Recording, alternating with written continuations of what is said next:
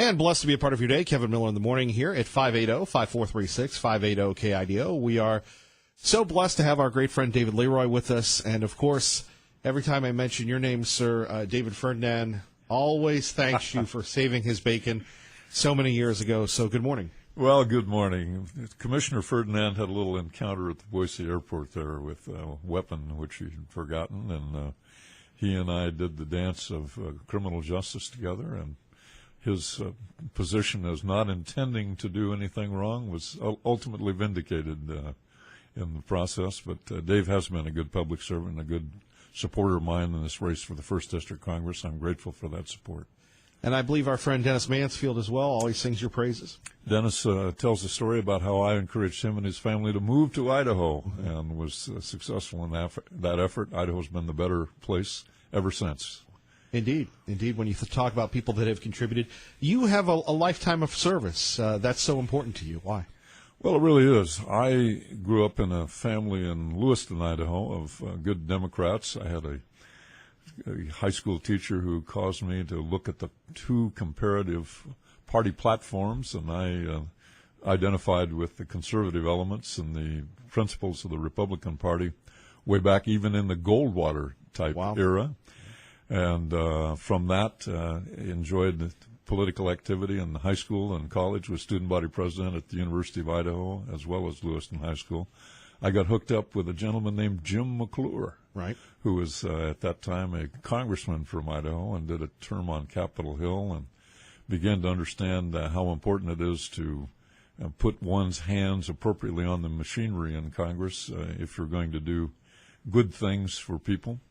Enjoyed that opportunity, have had a great law career, but in 1973, I got a call from then prosecuting attorney Jim Risch, who asked me how I'd like to take a 2/3 cut in pay, come back from the East Coast, and be a deputy prosecuting attorney in the Ada County Prosecutor's Office for two reasons. Number one, if I was such a hotshot trial lawyer, could actually try cases here instead of have cases all backed up and plea bargained on the East Coast. And then secondly, he said he was going to run for the state Senate the next year and was looking for somebody to run for prosecuting attorney. I came home.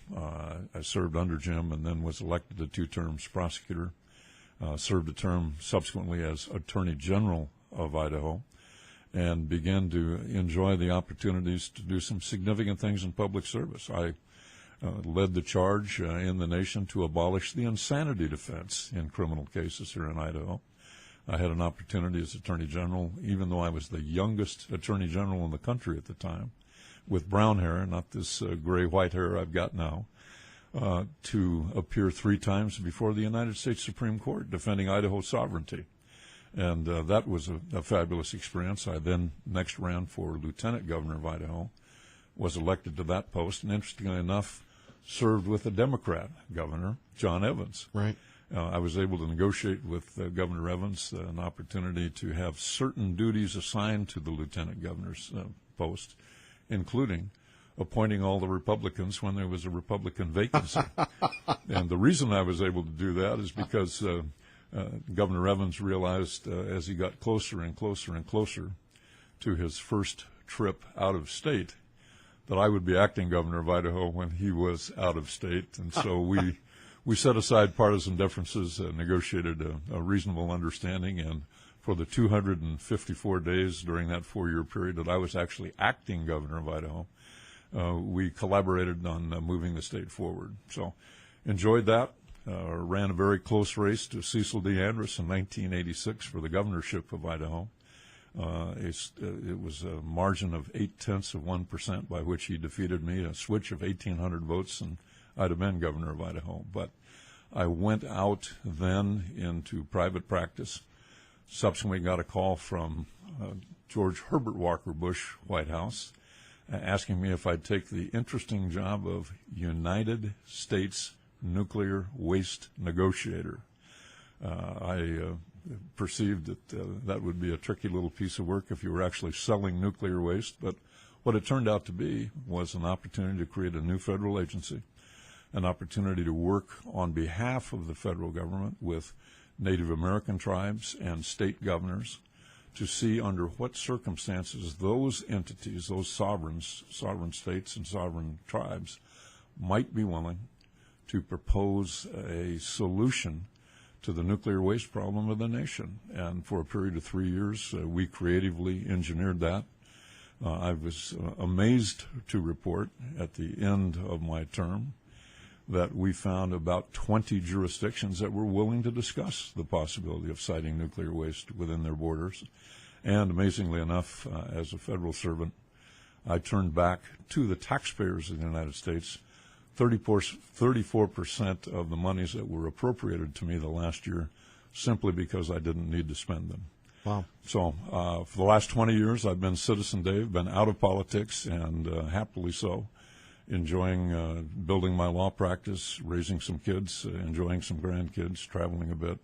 But I come back now simply because we have the kinds of things that happened after midnight in Washington last night. It's simply unacceptable to me that we run the government into the ground. Well, sir, by the way, David Leroy with us, 580-5436, candidate for Congress. I'll ask you the infamous Kevin Miller softball questions here. Please, I was going to say you have a drink here, you're good to go. Can one lone congressman really make a significant difference when you know this body is so big and purposely dilutes the powers of individuals? That's how the Founding Fathers wanted it. Can you make a difference? I think you can if you're the right person and if you come with the right attitude.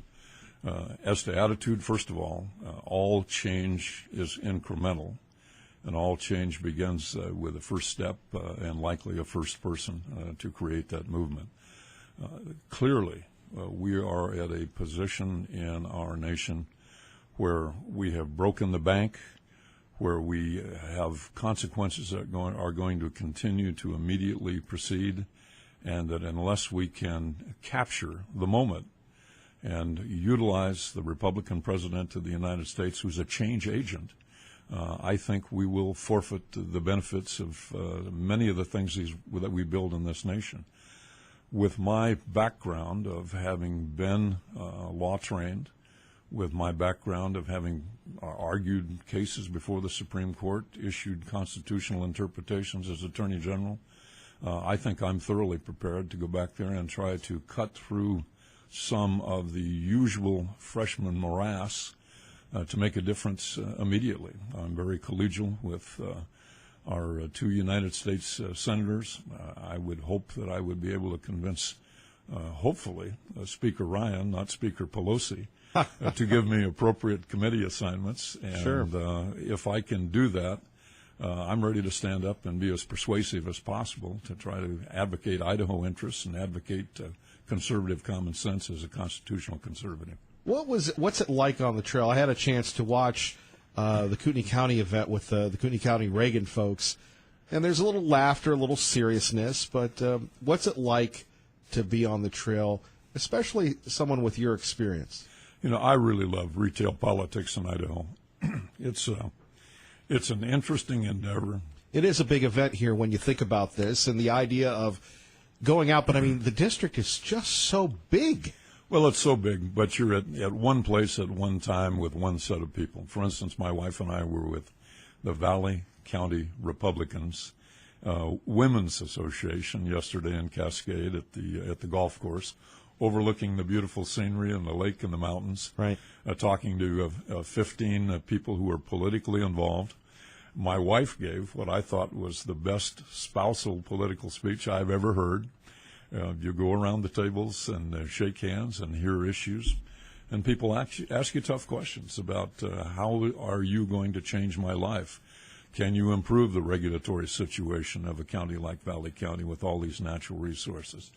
And the opportunity to interface with people teaches you, first of all, a lot about the situation of Idaho and what's really going on. But secondly, it teaches you a lot about yourself. How is it that you think you can do something useful for people who have specific needs in a system that is so big and so complicated is a serious challenge. And I'm a goal-oriented gentleman. I'd like to try to make things happen. And whenever I've held political office, I've done exactly that. Did the election of the president Obviously, Congressman Labrador moving on to run for governor had a big influence, but did that change your perspective? Because you're very pro-President Trump here. Do you see this as a turning point in American history that you want to play a part in? This is an absolute watershed moment.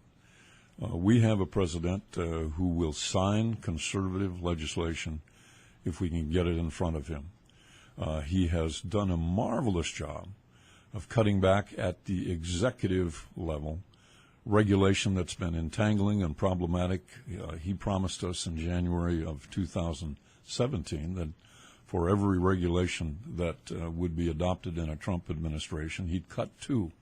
Well, when he gave a self-reported card at the end of December, he calculated that he'd cut 22 for every one he adopted. But each of those regulations can be once again reversed by a subsequent administration right. if we do not change the underlying statutes. So as to regulatory reform, as to health care, where we voluntarily dismembered a sixth of our own economy, and as to the issues that happened last night, the budget breaking, we have got to get things in order. And this president, if we can get him legislation out of the Congress, will help make a Reagan-like move back to the right toward conservatism, rebalancing this country. It's an exciting opportunity. And frankly, I think that the most important political job in America in the next 6 years, anticipating hopefully a second term for President Trump, will be member of the House of Representatives. Why do I say that? Because Article 1, Section 7 of the Constitution provides that all matters relating to the raising of revenue will start in the House of Representatives. And just as we saw last night, where we had 240 representatives go the wrong way, we're now spending $1.35 for each $1 we take in revenue in this country. That's unacceptable, and especially as interest rates threaten to tick up, the party is very close to the edge in terms of falling off the cliff. More with David Leroy next. You're listening to Kevin Miller on KIDO Talk Radio. KIDO Talk Radio. David Leroy with us. Kevin Miller in the morning. So, your thoughts on the gentleman that you would be replacing, Congressman Labrador? Has he done a good job? Well, I think Congressman Labrador has done a good job. He has raved the conservative banner. He's done a good job of representing Idaho interests. I know at the end of the day there would have been many more times where he would have been preferring to solve a problem such as immigration right in his wheelhouse and right in his expertise. And those solutions have not yet been attained during his period of service. But I think he comes home with a good record of service in the Congress, and to be a conservative member like he has been is exactly what Idaho needs. Indeed. So let's talk a little bit about some conservative issues. Obviously, DACA, the Dreamers, the president feeling very passionately about it. We've covered that issue for quite some time, holding people's feet to the fire, involved with the Federation for American Immigration Reform on one hand, and on the other hand, you have the needs of folks here in Idaho to have a legal, sustainable workforce. Well, I do want to have, as to immigration, an Idaho-centric and Idaho-sensitive immigration policy. We have unique needs here, like our dairy industry, where we need year-round workers. We have long-established Hispanic families here, and they are fine citizens who do very significant work, or business owners, or everything involved in our society. The answer, I believe, to our immigration problem is that we do need a comprehensive reform. And the Goodlatte bill that's pending in the House of Representatives got the elements of exactly that. The elimination of the lottery, the reduction of chain migration, the kinds of things that we need to do in terms of retooling our immigration policy, even as to those who would overstay visas. On December 29th of this last year, I went down to the Mexican border because I wanted to speak with some authority and personal experience. I spent about 6 hours with the sheriff of Val Verde County, and we walked and drove along the border. noting in Del Rio, Texas, that the Rio Grande goes through there, that with 110 miles of border with Mexico, there was only about 1.2 miles of fencing, and the sheriff told me he could use another mile or so. But the Rio Grande provides an adequate barrier in some areas. Technical devices such as a camera on a bend of the Rio Grande, looking a mile up one way and a mile down the other way, could adequately provide for some technical surveillance, additional personnel. And, of course, in that particular area, you've got about 60 to 90 miles of utterly impassable desert between the Rio Grande and the next back set of towns and roads. So a smart wall is exactly what's needed there. But the great insight I had is that when we're going to build the wall, as I advocate we do, out of all of those elements and enforce the law, we need to consult with the local sheriff or the local police chief on exactly what mix we need where. And doing that, we can indeed start first and foremost with a protected border that helps us begin to enforce the law. 60% of the people who are here in this country illegally have overstayed visas, but significantly, as our good friend, the Canyon County Sheriff, Kieran Donahue, says, their border is our border here in Idaho for all kinds of illegal activity. And if we can't enforce that border and then enforce the law, we will suffer the ravages of a loss of our nation and suffer the fact that we haven't had a comprehensive immigration review since the Beatles had a #1 record back in 1969. Indeed, of course, we could go back to the Kennedy bill as well that radically changed the dynamic of America. 26 after the hour at KIDO Talk Radio, time for traffic. And here we go. We continue on with David Leroy, Kevin Miller in the morning at KIDO Talk Radio. So let's go over some of the big issues. Obviously, North Korea is a big issue as well. Congress, if elected, sir, you might have to make the call to vote for war with those guys. And that's not like the wars we've seen in the past with respect to Afghanistan and Iraq. Well, first of all, I do agree with Senator Paul that if we're going to be engaged in war in any area of this world, that we need to submit those decisions to the Congress, not simply ad hoc become involved on an emergency basis and then continue it for years and billions of dollars per year. I think we've made some progress in North Korea, and I'm hopeful that even the events of this week with the presentation of the Olympics and the participation of North Korea will begin to co-opt them, seduce them a little bit, if you will, into the world community just a bit more.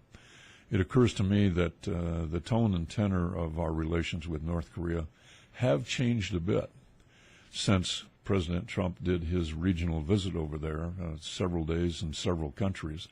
Not only did he invoke his doctrine of being present and being forceful, but I think he encouraged the nations of the region to collaborate a bit more in taking a look at North Korea and being united in resistance to any appropriate mischief there that North Korea may undertake.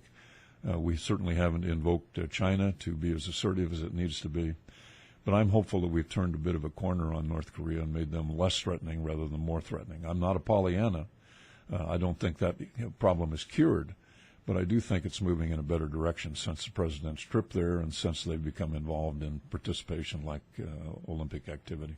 Well, if possible, as an elected member of Congress, would you go to China and possibly, look on the North Korean border, and maybe we've had congressional delegations go to other places before. Would you go to North Korea? Well, I've actually been to the DMZ north of Seoul as a United States nuclear waste negotiator. I've represented the president in South Korea on nuclear waste issues, touring some of their nuclear power plants.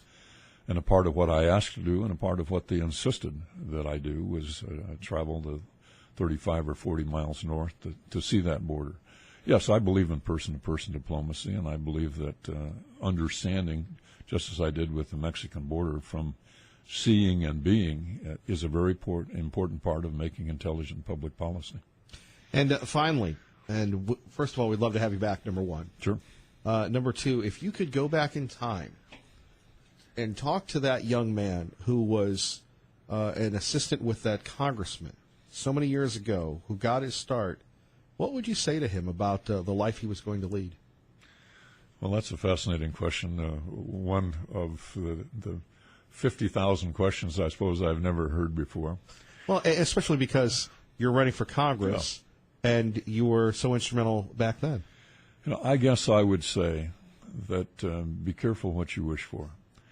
The congressman that I saw, Jim McClure, in his first year of his first term, was the first man in the office.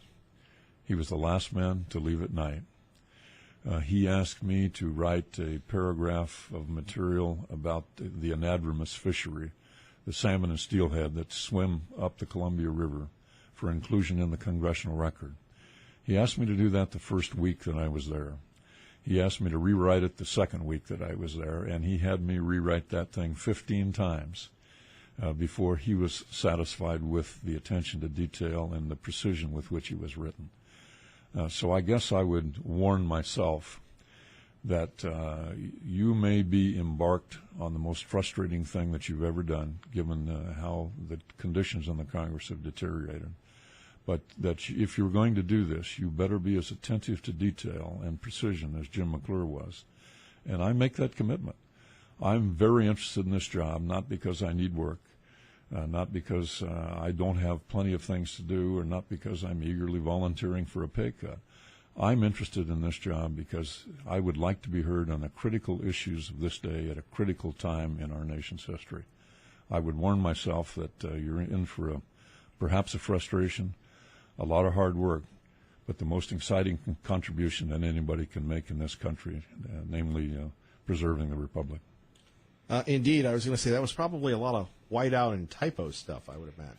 Well, one of the greatest things that happened subsequent to that was I got 5 copies of the congressional record with my paragraph in there about 2 weeks after I'd left the office. Wow, amazing. David Leroy, we appreciate you, sir. Thank you. You're welcome, sir. You're listening to Kevin Miller on KIDO Talk Radio. Good morning, Maggie. Good morning. And we drive on here at 580-5436, 580-KIDO. We're joined by Tea Party Bob from the Gem State Patriot. Good morning, sir.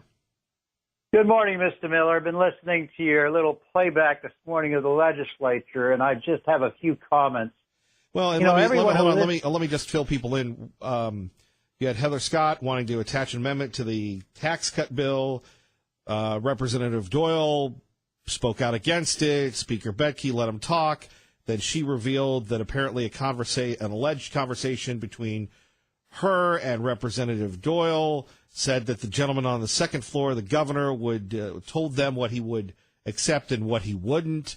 And you mean Mike Moyle, right? Right. And then, the gentleman on the second floor, because she called him the governor, and then they're not allowed to call him the governor. Apparently they have like these crazy rules like, good day, sir, good day, lady, gentleman here. I don't know if you... I'll tell you... If you ever have I'll anybody, tell you what I'd like to call. I'll tell you what I'd like to call them, but I can't say it on the air. Well, thank you for that. But here's the skinny on this: the people that really work, that are working right now, that have worked overnight, that are working on building things or fixing things or anything else, they live in the real world. These folks just don't. The gentleman on the second floor. What do we have? A monarchy here? You know, everyone who listened to the conversation you played at the legislature should be asking themselves why they voted for the cronies Bedke and Moyle to represent them. Hank is 100% right about Mike Moyle. He used to be a representative of the people, but he's been sitting on a fence so long, I think he's neutered himself. We should all be aware of the fact that Moyle's wife was just appointed to the Idaho Tax Commission recently by the governor. Do you think Mike's sponsorship for this bill, this tax bill, and his opposition to the grocery tax may have played a part in his wife being appointed to that job? Just saying, Mike knows how to play the game for his benefit. For 2 years, I fought with the real conservatives in the legislature to repeal the grocery tax. And we did it last year, only to have the rug pulled out from under us by a governor with a veto.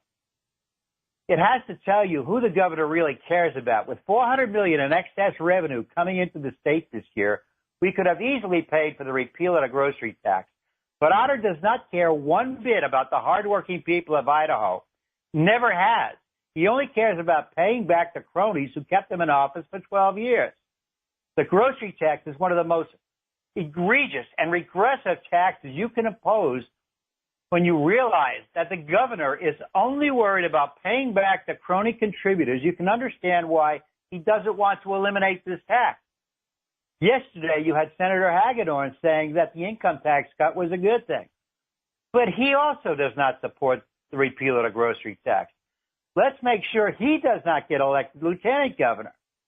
This so-called income tax cut that was passed yesterday is going to do virtually nothing to help the middle and lower income groups, but it will help the corporations. You know the people who gave the large campaign contributions to the politicians? The facts are that this $100 million tax cut was geared to help the corporations, not the general public.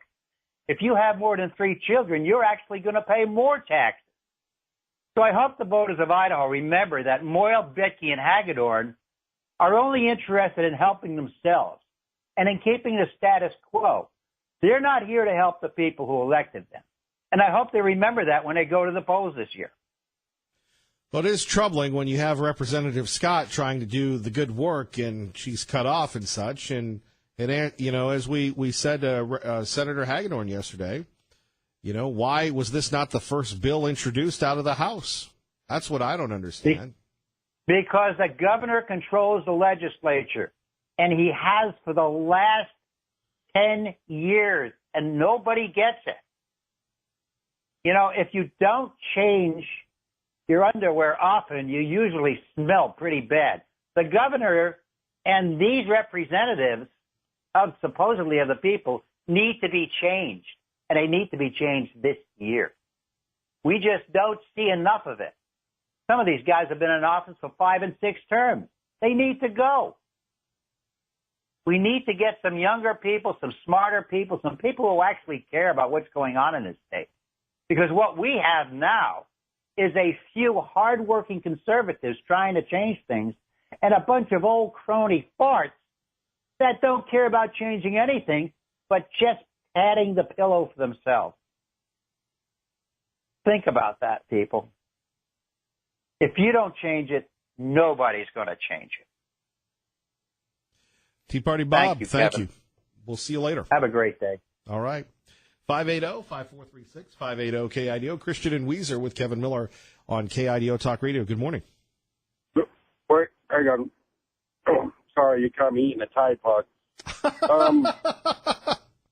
Hey, there's a new challenge. I think it might be fun. It's called the Lemming Challenge. I'm going to go and jump off a cliff like all these other people on YouTube. And no, talking about this grocery tax bill, I don't know if anyone thinks about it, because basically it's just taken for granted when you live along the border here of Oregon. But literally thousands of people go to Oregon and take their money from Idaho to Oregon to buy groceries where it's tax-free. And over the years, probably adds up to millions of dollars out of Idaho into Oregon. If I were the state of Oregon, if I were Ontario, and maybe they've done this already, and maybe they've done it, and I'm not aware of it, but I would be building massive, massive shopping complexes and outlet malls and everything else right on that border. Right. Well, I mean, Ontario, it's got Walmart and Home Depot. Right, but I'm talking about, you know, and we have this outlet thing in Boise, but really, if I were those folks, I would move that thing to right across the Oregon border because, you know, you go buy something at the Oregon coast or anything in Oregon, and you're right, it's massively cheaper, and I would just ramp that baby up, but right, they'd probably draw people all the way from, like, Nampa and Meridian. Oh, look, if you're let's just say, let's date ourselves here, not literally but figuratively. Let's say you're a Ralph Lauren guy or an Izod person or, you know, one of these fancy, dancy, things, outlet things. Instead of paying, the $10 or $12 for a polo shirt or Chico's or what have you for the ladies, you build these massive outlets there, you would draw people probably from Boise. Maybe even, you make it, I don't know why we're doing this for the state of Oregon, but, and you throw in the pot, but regardless of that, you make it an experience. You go and you shop, you have a nice place to eat, kind of like the Village in Meridian on steroids, but it's all outlet stuff. Well, now that you've given them the idea, it's probably going to. Well, and like then you could have like the other part where all the dope smokers are, so you could, get that revenue as well. Yeah, bad state of affairs, but yeah, maybe they need to think about that. Not Oregon us. It's interesting though that the criticism of this is that they say, well, it's going to be a tax increase to people in Idaho. Well, who's paying for all the giveaways to the schools and the schools still need money. As Mayor Tammy told us from Meridian, they still need money. So that's mind-boggling. Right. Where's the lottery? Wasn't the lottery supposed to help the schools get? We're buying supplies for the school. I mean, we every year buy supplies, take it in to help out. The teachers are buying supplies, and my son, if we give him the school lunch, is eating junk, and I just do not understand that. I mean, they'll give us a free lunch, but we still pack them a lunch because they don't have the money for decent food even. And yeah, mind-boggling. It is. Christian, for any legislator that's listening right now, what would you say to them personally? Maybe you're sitting a little too high up in the tower to see how difficult life is really for us ordinary folk down here, and taking away that tax on the food would go a long way to helping families here in Idaho. Christian, thank you. All right. Thank you, and God bless you. God bless you. You're listening to Kevin Miller on KIDO Talk Radio. Blessed to be a part of your day, Kevin Miller in the morning. Let's go to Jim in Cottonwood, Idaho, with Kevin Miller at KIDO. Good morning, Jim. Welcome to KIDO Talk Radio. Thank you, Kevin. Good morning. Good morning. Hey, just a couple points on your interview with David Leroy. I have a couple concerns as a conservative. He was real proud of forming a new federal agency with the job he was going to take. Actually, there was already two agencies he could have fallen into, the Department of Energy or the Nuclear Regulatory Commission. I don't know why he wouldn't have just rolled into one of those and said, why do we need to start another agency, Mr. President? I have a challenge with that. And then I have another question. Would he join the Freedom Caucus and caucus with the Freedom Caucus? And then I have another concern that for 20 years he's been out of the game. And as a person who lives in rural Idaho and has watched our forests switch around, where's he been in the battle against environmental community and things, Cecil Andrus and Butch Otter and the rest of these guys that's not in our rural communities? Nothing has really happened. Well, the next time we have him on, give us a call, or I'll try and remember those things, Jim. Okay, I would. I didn't know you were taking calls. I was hoping I could call in while you were interviewing, but you did a great job as usual. I just have those concerns. That's all. I appreciate the time. Thank you, Jim. Thank you for listening. Take care. You bet. Bye-bye. Bye-bye. Traffic and weather together. Let's go to Max in Garden City with Kevin Miller at KIDO Talk Radio. Good morning, Max. Good morning. Good morning. First of all, I want to apologize for not coming to the State of the Union thing, but I was in the hospital at the time. I'm a frequent flyer over there. Called with a... Do they give you a card or something for that? Well, it's when you walk in the ER and they go, "Hey, Max, how you doing?" Back you're again, spending too much time there. Right. On Monday is the conclusion of all of these visits. I'm going in for a major surgery, and I'll be in there for a couple of weeks if I make it through it well. And just keep me in your prayers, buddy. Well, I will. I mean, if you're out tomorrow, we're going to be at Dave and Buster's from 4 to 6. Well, I'm thinking about that. I want to see how I'm feeling, and if I can make it, I will. I called this morning because I have the solution to Idaho's financial problems. It's not legalizing pot. It's not a new Idaho lottery. You know what it is? What's that? It's an audit. Every 5 years, we need to employ an out-of-state auditing firm to audit the state, every county, and every city with a population over 100,000. Then the results of the audit need to be made public, printed in the paper, and put online.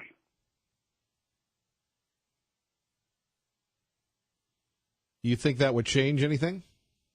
I think when people opened up their local newspaper, and especially when the media is done dissecting the audit and found out how much money we paid for meals or dinners or parties or money that went to silly stuff instead of education, or money that went to education but was misspent. A lot of the financial problems we have are because the legislators don't treat this as though it's their money coming out of their pocket. They have a great big piggy bank, and the top is open, and they can just reach in whenever they want to, grab a handful of cash, and do something with it. And that's how bad it is when you get to, and I love Idaho, I chose it as my home, but when you have a hick state like Idaho, the cronyism is so thick you can cut it with a knife. That fellow who spoke earlier, he's right. You need to throw these people out. You need to clean house. And the audit would clean house. And I think you have a lot of that with the recent rise of the conservatives in the House and with the big changes coming. Let's switch gears to the grocery tax repeal. Is there any reason why we would not have a repeal of the state grocery tax? There's no valid reason, because when you tax groceries, what you're doing is putting your foot in the face of the poor. You're grinding the poor. You're saying, all right, sucker, give me a little bit more money. I don't care how poor you are. Give me some money. Did you just say, all right, sucker?